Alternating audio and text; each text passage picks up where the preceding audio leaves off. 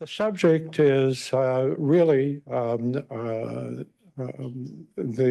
place of international educational exchanges in American higher education.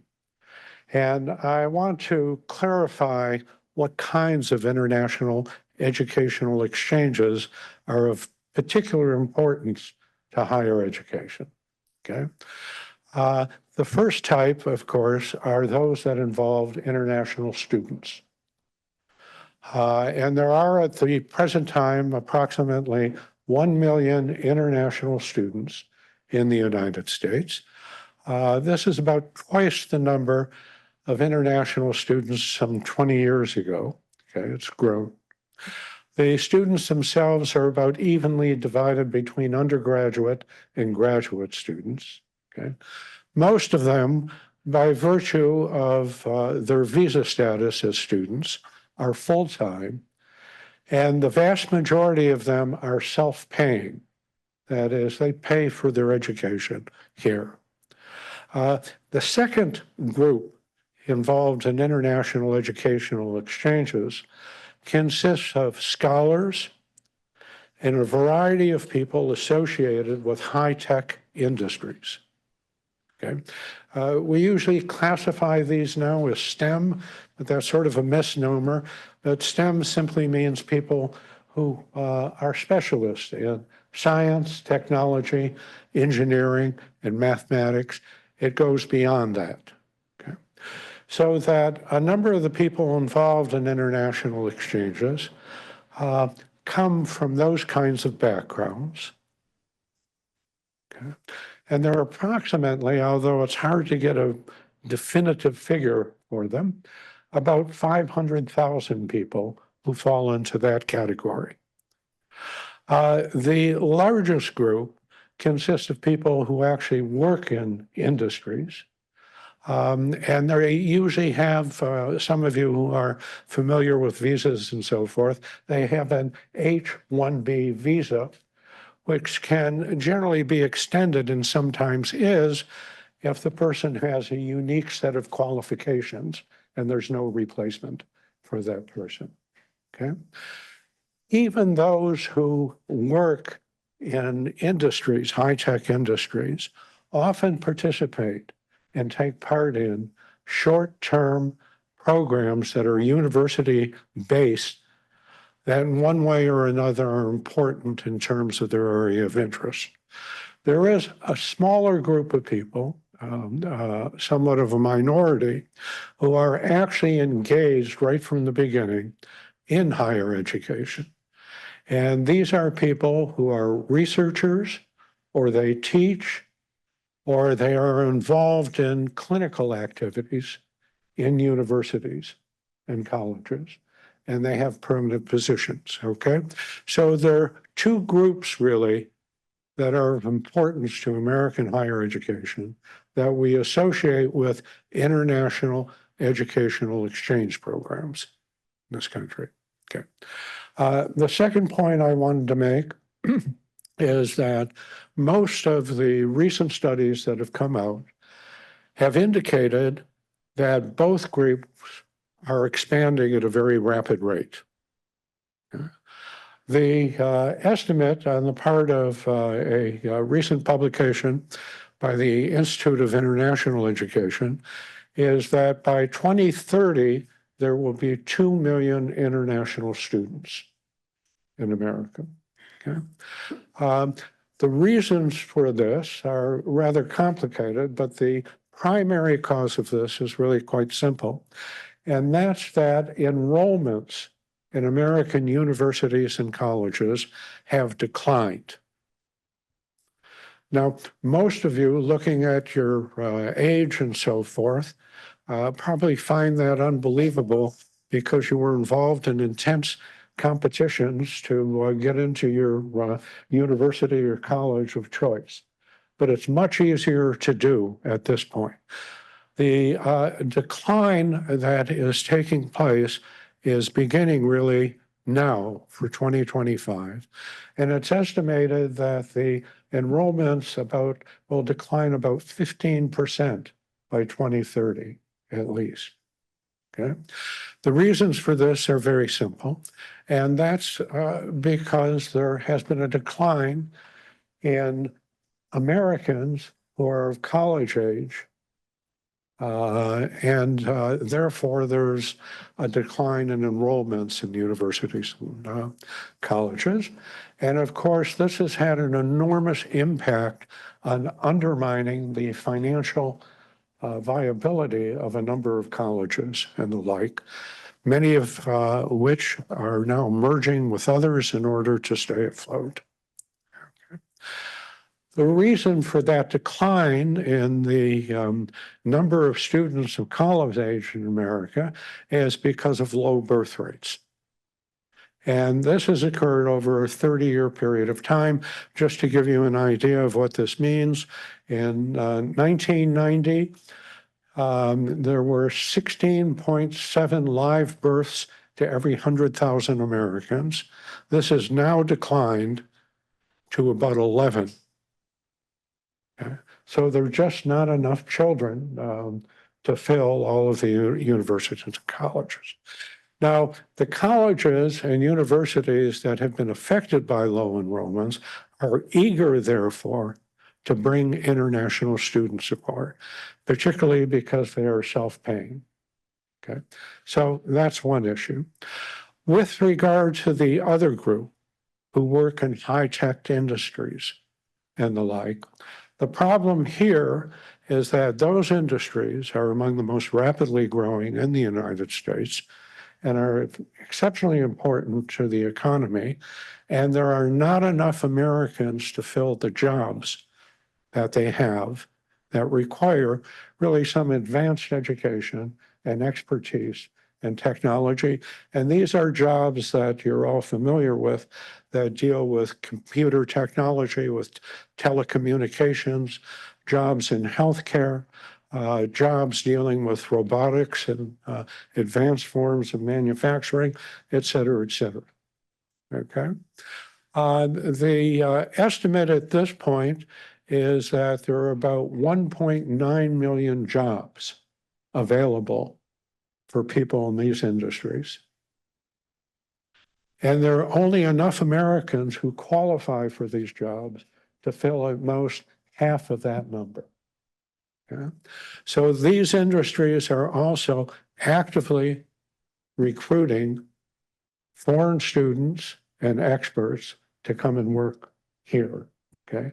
And those are the two things. Now, the question that has recently emerged with the re-election of Donald Trump as President of the United States is whether or not these numbers of people in these international educational exchange programs will decline because of new restrictions on immigration and efforts to deport people who are, as we now say politely, undocumented. Okay. The answer to that is that probably not, even though some of the people, particularly Stephen Miller, who is Trump's main advisor on immigration matters, has a rather jaundiced view of American higher education. He believes it constitutes the enemy within. The reason, though, that this will probably not result in a dramatic decrease or prevent the continuing increase of the two international exchange programs is really quite simple. Okay. The first thing is that they contribute and, in fact, are the basis of American prestige so that it can claim that our educational institutions, our scientific innovation, our discoveries and so forth are at the top of the world. Okay? So it's important that we bring people who can reaffirm this. Right? The second reason is that they contribute to the American economy. International students are the fifth most important export industry for America. This year, they contribute $40 billion. Yeah? In terms of those industries that are high-tech industries, the estimates that have been given is that if all of the jobs they have available were filled by competent people, those industries would contribute annually at least $160 billion to the American economy. And I think it was revealing. I came across a quote from Donald Trump, a recent one, where he said the following. He thinks that any immigrant who graduates from an American institution of higher education, should automatically be awarded a green card so that they will stay here and contribute to our economy. So with all of that said, I'd like to just add the following. I don't want to imply that American higher education has not paid attention to these international exchange participants. But I would argue, and I think this is in line with what the previous speaker mentioned, they have focused mainly on recruitment and enrollment. Okay? What they haven't really focused on is how we can make use of these people in institutions of higher education in terms of revising curricula, developing programs that have a global focus, et cetera, and also how we should serve those people from other countries. Not only accommodate them, but help them achieve their goals, their aspirations, and so forth. So what I've asked the panelists to do is to simply indicate the following, and that is to talk about what they think the priority should be of these international exchange programs in terms of our institutions of higher education, what they feel are the most important objectives of these programs within the context of our higher educational institutions.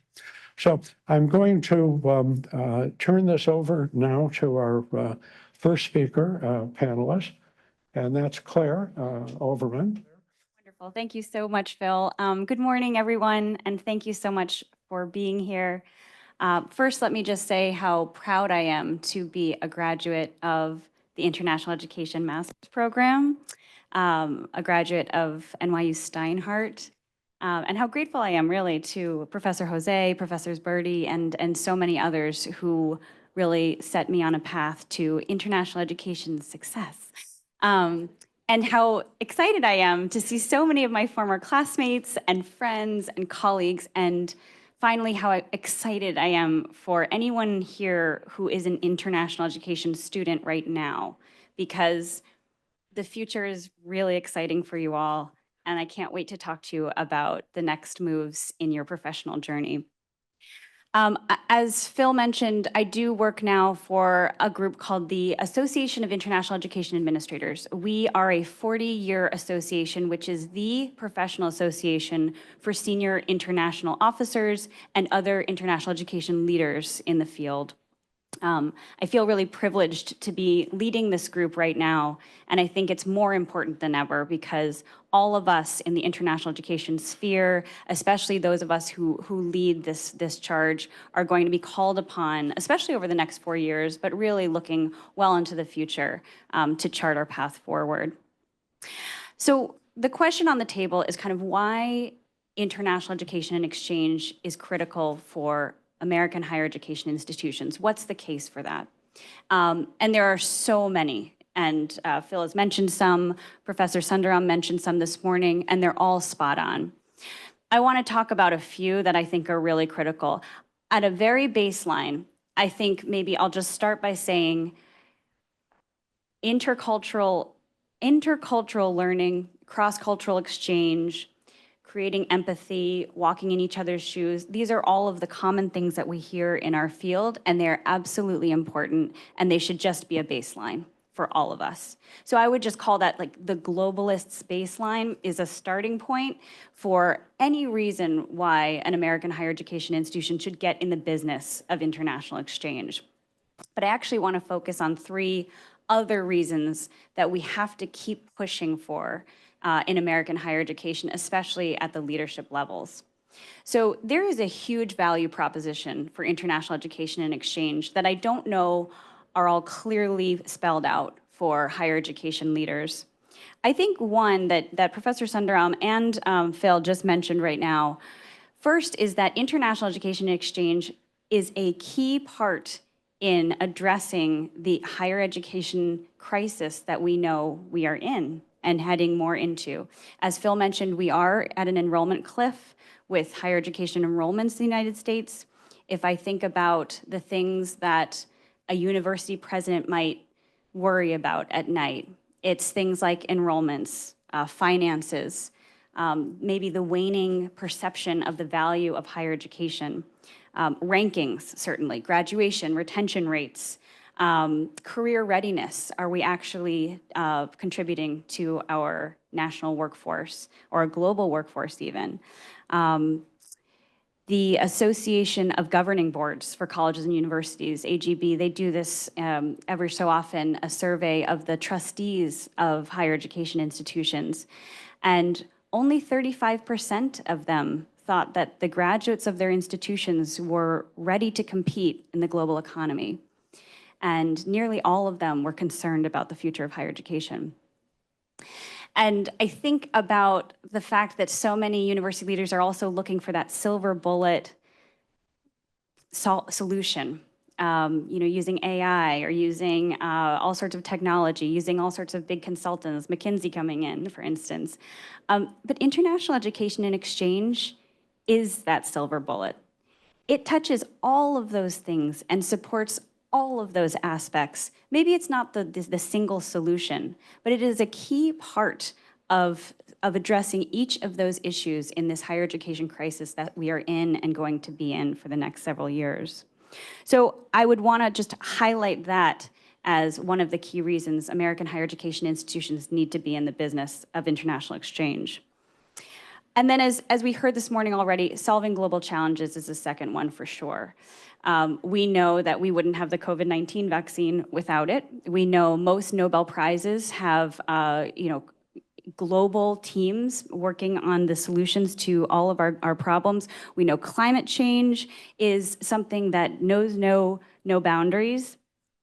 So pick any SDG, any sustainable development goal, and international education and exchange is at the heart of addressing those. Poverty, food security, water. These are the solutions that researchers right now at institutions are coming up with, and they are also developing the next generation of leaders who are going to continue to make those solutions that are going to make our lives and our world that much better. And then finally, the third is certainly diplomacy. We've talked about soft diplomacy this morning already a little bit, but we are going to need good diplomacy even more than ever going forward. International higher education and exchange is a really important part of Track 2 diplomacy for our governments. It's the way that we chart communication channels with countries that we may not have full diplomatic relationships with. It's the way that we keep the lines of communication going with colleagues abroad for the good times and for the bad times. And it's also a way that we keep productive relationships going with the people of nations, as Professor Sundaram said this morning, who sometimes are in line with their nation's leaders, but often really aren't. And these conversations are so important to keep on going on through the good and the bad. I'll just close by saying just 3 quick things that I think we just need to address if we want to keep moving forward in this direction. The first is to keep thinking ever more broadly about what international education and exchange is. And I think the 2 big key buckets that Phil mentioned this morning are absolutely critical. But I'd love us to try to think about international education and exchange in a much more global learning type sense, that it is international education for all, We need to figure out how to meet students, faculty, administrators where they are. We need to figure out, we know that in the last however many years, we have not moved the needle on increasing the number or percentage of undergraduate students going abroad. It's still at 10%. So we know we need different solutions, and so many of them are coming up in this wonderfully innovative way: virtual exchange, globalizing the curriculum. So we just have to take a broader look at what it means to have an international education and make sure that it's accessible for everybody. We also need to, especially in the next 4 years, need to learn how to speak more fluently in lots of different types of languages about what international education is and why it's important. We need to be able to talk to new university leaders and boards of trustees. We need to be able to talk to people who don't quite share the same views as us. We need to be able to talk to freshman Congress people coming in, the White House transition team, the parent of this study abroad student who wants to go abroad, the person who thinks that they can't go abroad, the international student who wants to come to the United States. We need to be able to talk about international education in a compelling way that meets people where they are, and isn't always just about the intercultural understanding that we all know is so dear and core to what we do. And then finally, of course, I'd be remiss not to say that we just need to work together as we move forward. I run one of a number of associations and professional societies related to international education. We all have to work together at the graduate student level, at the university level, at the associational level, and certainly at the government level to have a unified voice and really leverage all of our strength and power to make sure that international education and exchange that the exchanges that we know so well stay funded, that things like OPT that we know are so critical remain a policy, and that we can just continue to grow moving forward. Love to continue the discussion later. Okay. Thanks very much, Clare. If you would hold off on questions and comments you have until our other two panelists have a chance to speak, I would appreciate that. I want to introduce our second panelist, Joann Hartmann. Joann is in charge of international services for the international students and scholars in NAFSA. And NAFSA, as some of you probably know, is generally recognized as one of the worldwide leading international education associations. Joann, in addition to facilitating the development of new programs in NAFSA and publications, she also oversees the relationship between NAFSA and the federal agencies that are responsible for regulating these kinds of exchanges. Joann? Thank you. Thank you. Happy International Education Week. I was just at a conference with Clare in Boston 2 days ago, yesterday, right? And I said, you all have drunk the Kool-Aid, so you know why international education exchange is important, right?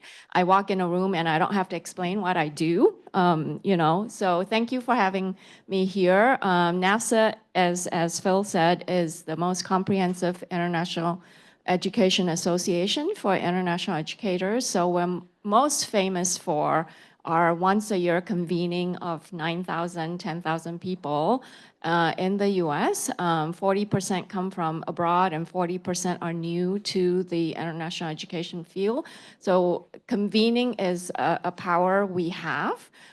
People come to meet for exchanges, partnerships, to talk to government officials, learn from each other, network, like-minded people. I can talk more about our conference, which is always at the end of May over the Memorial Day weekend. So I've not had a Memorial Day at home for the last 25 years. You can relate, right?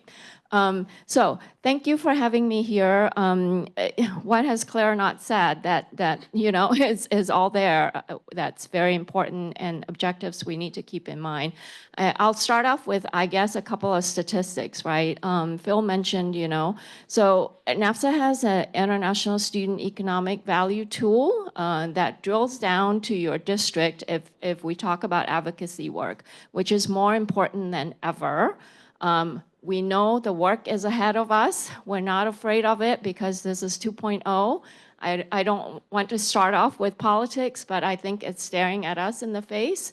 There's more work to do, as Fanta has mentioned, more important than ever. We don't know what's coming, but we at least have had that experience under our belt to know better what works and what doesn't work in terms of liaising with government agencies that, have purviews over funding, rules and regulations, how schools enroll, compliance, how you advise. So those things are ahead of us. That's the hard work. But the joy that comes with it, right, is what matters. And I think Phil and Dr. Sundaram talked about the collaboration piece that's unique to international education, I think. It's a very, very sharing field, and I'll point out Helen and Sharif here, who are longtime NAFSAns and have held volunteer leader roles. It's a truly sharing field. You don't have to reinvent the wheel. If you need a form, just post it on a network and somebody's gonna share. 10 people are gonna come up and say, here's what you do, right? And this is what we need in international education. That's the point, collaboration leads to innovation. Innovation leads to many more wonderful things that we celebrate every day. So humanity history has told you that, right? So I think that's really important. Talent development, we've talked about enrollment cliffs. It's happening all over the globe. Japan, for instance, when we think of Japan, and I hate to stereotype monolithic kind of cultures and all that kind of stuff, but they have now an international education strategy to attract more international students because they, like us here, are facing an enrollment cliff, already facing an enrollment cliff. They realize, where is the pipeline gonna come from in terms of talent development, in terms of building our country? Singapore is another one that is now easing green card application process for international students that are going to Singapore. So what are we doing collectively in international education? We may attract, we recruit, but what is that experience and what is that career outcome and that pipeline that we're looking at? I think we don't talk enough about it. We focus a lot on the front end of recruiting international students and they are here, but then what happens after that? It's that whole cycle and that experience that I think is really, really important. And there was a question that I appreciated earlier about the community that we're in. How do we, when international students arrive on our campus, it starts from before. Sharif said this on a panel at the conference the other day. Your welcomes starts way before the student arrives. To be inclusive, to welcome them, think about those ways. How are we going about thinking about that experience for the international students? They are not just here to study, they are not just here, they want to be a citizen of your community. They want to be where you are. They want to understand, and that's how soft diplomacy comes about, right? That's so, so important. I've talked a lot about innovation. I had a panel at the conference, and there were 3 very different schools. We talk about innovation a lot, and I mentioned earlier, collaboration leads to innovation, right? These schools that were featured on the panel are actually implementing things that matter. So for instance, earlier in the opening, when we talk about, education, not just the students coming to you. So for example, Babson College in Boston brings their education because they realize that they can't bring all the students there. They're a small college, small program in entrepreneurship. They are training faculty where faculty are. They've they've had this massive program, trained over 9,000 faculty members to do their curriculum, to think innovatively outside of the box, so that it's not just about coming to your campus.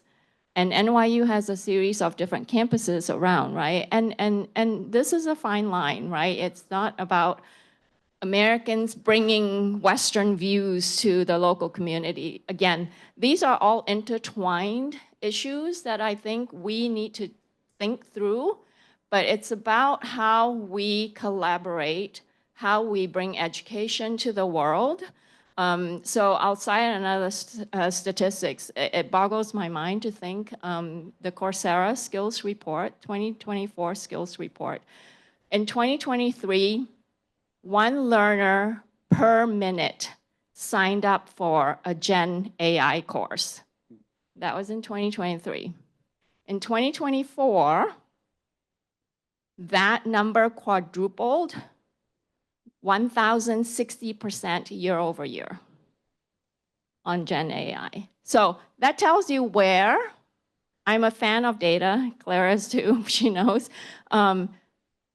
What is data telling us where the need is, how we build on programs, how we in international education reach out and talk to people, how diplomacy works, where the interest is, how we build talent pipelines. Those are all very key things. So data can scare you, data can be overwhelming, but there are pieces of data that you can think to help strategize and plan in terms of international education. Our last participant on the panel, John Bader, is visiting us virtually. He was unable to come to New York for this. John is the executive director of the Fulbright Association, which is rather large. They have 10,000 individual members in the association, as well as, I believe it's about 230 various organizations and institutions that belong to it. I assume that most of you are familiar to some extent with Fulbright. There have been approximately, as I recall, about 140,000 people who've received Fulbrights over the years. And it's certainly been one of the most fruitful and productive exchange operations anywhere in the world. John also, as the Associate Dean of Academic Affairs, Undergraduate Academic Affairs at Johns Hopkins University, mentored and oversaw several hundred students there who've been involved in Fulbright programs. And John has also been the director of UCLA's Center for American Politics, which is based in Washington, D.C. So let me turn this over to John now. Thank you. Can you hear me all right? Yes. Thumbs up, but that's great. That's great. First of all, Phil, that you memorized part of my biography is quite exceptional. I'm flattered and grateful. I appreciate that. I also greatly appreciate everyone involved in connecting me to this, Anthony Wagner, the entire team that's putting on this event. It is a great honor to be part of any event at NYU, one of the great universities on the planet, deeply committed to international exchange and study. It's always great to be connected to New Yorkers. I lived in New York for a while. I used to get my hair cut in Greenwich Village, so I'm very happy to be part of this today. So I thought I would start with a quick overview of what the Fulbright program is. As Phil has suggested, 140,000 Americans since its starting in 1946 have been involved in the Fulbright program, but another 200,000 or more Fulbrighters have been visiting scholars and students from 162 countries around the world. This is truly an exchange program and an exciting and important one to the future of collaboration, creativity, diplomacy, and national security. which Clare and Joann have made reference to. Joann said she would not start with politics, but I'm going to start with politics because the Fulbright program, along with several other important exchange programs, specifically the International Visitor Leadership Program, or IVLP, and the Gilman program. The IVLP brings rising stars from all walks of life to the United States. And the Gilman program, as you may know, funds study abroad for students who are on Pell Grants. Along with the Fulbright program, are appropriated by the U.S. Congress every year. There is no Fulbright Foundation, for example. There's no money just waiting around to be spent on exchanges like this. They are appropriated by politicians every year. And so the Fulbright Association, which, as Phil has mentioned, is the alumni organization of the Fulbright program, and I did my Fulbright to India, by the way, we work with stakeholders like IIE, like World Learning, universities across the country. Phil made reference to our institutional members, whom we represent on Capitol Hill, where I was yesterday, and I'm going tomorrow, to talk about the future of exchanges. This election has created, let's be honest, some anxiety about the future of government spending and investment in diplomacy and international affairs, and specifically on exchanges. It's a complicated environment, so I'd like to spend my few minutes talking about that. The first is to really understand that the Fulbright and other appropriated exchanges have enjoyed bipartisan support for decades. This is not actually a partisan issue. This is well connected to both sides of the aisle on both sides of Capitol Hill. We have had champions from, for example, from the Republican Party who have been staunch defenders of the Fulbright program, and there have been Democratic administrations that have sought to cut or even kill the Fulbright program. Lyndon Johnson, after the Tonkin Gulf investigation, became an enemy of his friend Bill Fulbright, and sought to basically end the Fulbright program in the late 60s. The Obama administration proposed a 25% cut to the Fulbright program. So it's not an easy prediction to know whether or not you can predict support for these programs by partisan affiliation. Therefore, it's important that as we move forward, you consider the ways that you can get involved, as the Fulbright Association does, in an ongoing political conversation about the value of these international exchanges. Bear in mind that politics is not, as I'm sure you understand, not just about voting. So the fact that there was an election and results that came of that earlier this month is not the end of the story. It's just the beginning of the story. And so that's the reason why engaging, speaking up for your institution as a student, as a foreign visitor. We often have visiting Fulbrighters as part of our advocacy work on Capitol Hill, because they can show the impact and power of folks who come from all over the planet to strengthen our higher education system, to teach important strategic languages, to get involved in our communities. As Joann just said, it's very important to think of all of these people as citizens who are sharing this planet with us. So everyone can play a role in this. It's very important to pay attention. I would suggest a couple of things to bear in mind. One is to think of yourself as a student, as an alum, as a member of an institution like NYU, as an advocate rather than just a participant or as a consumer of education. You want to think about the ways that you can be a voice, not just for yourself, but those who will follow. For this, I want to have a special shout out to those of you in the room representing the president's office and federal relations folks who may be in the room, because these are folks who are thinking about the future and the way to be sure that NYU remains a force for good and education moving forward. All of you in this room, and I know the room is filled with lots of wonderful people, and I wish I were there to chat with you afterwards, particularly. But all of you have power and a voice, and I strongly suggest that you use that. You will feel the better for it. You will feel less like, wow, I was just run over by a political tidal wave, and more that you can buckle down and get to work. Some of the stuff that we are going to be doing, I mentioned going to the Hill, talking to members of Congress and their staffs, telling stories of impact.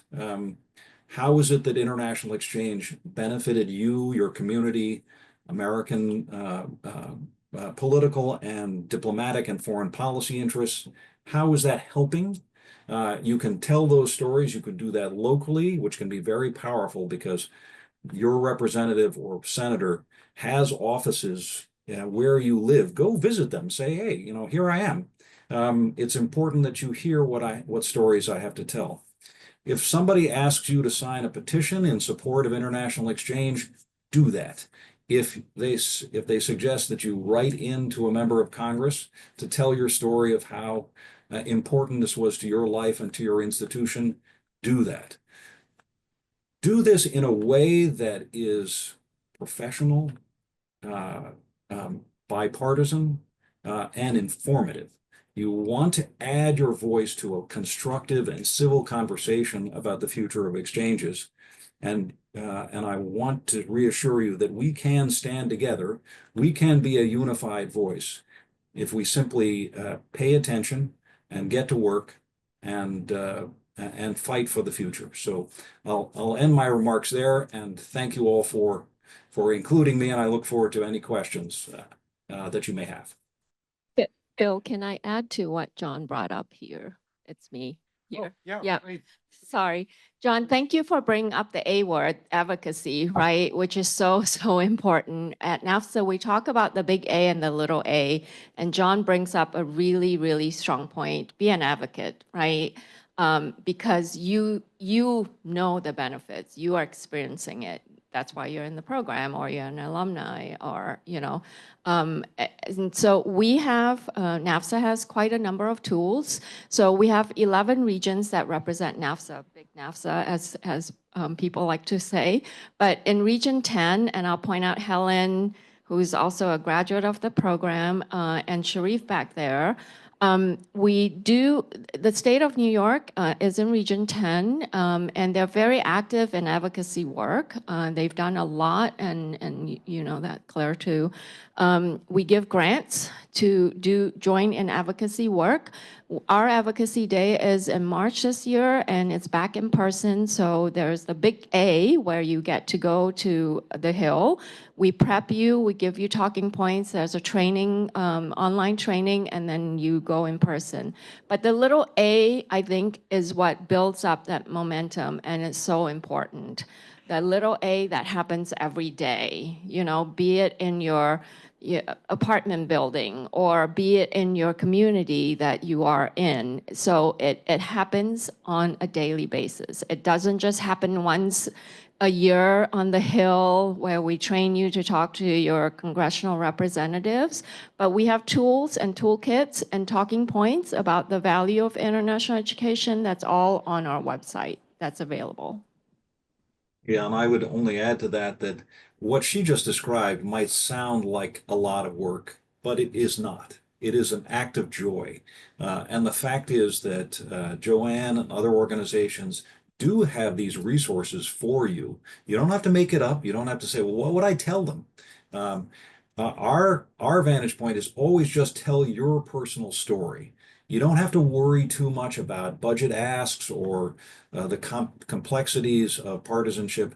Just tell them what it means to you.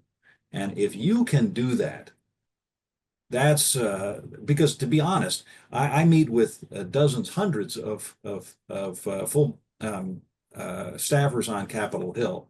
They don't remember policy arguments. They remember personal stories of actual impact by their constituents, by their students in their community. If you can say that in a very intimate way, man, you're going to be remembered, and that will make a difference.